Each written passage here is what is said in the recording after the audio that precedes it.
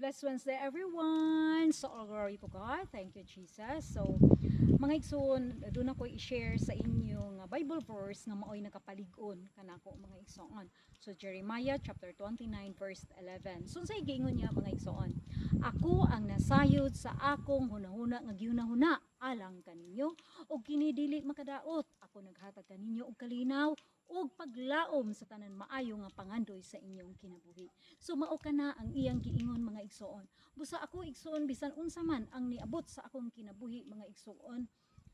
Gani karon naglimpyo ko sa akong account but nisalig ko sa Dios mga igsuon nga aduna siya giandam nga maayo alang kanako. Busa ikaw karon igsuon nga naminaw o nagtan-aw ani nga video karon, kung nisalig ikaw sa Dios nga aduna siya giandam nga maayo alang sa imong kaugalingon, imo i-comment diha mga igsuon nga I trust God.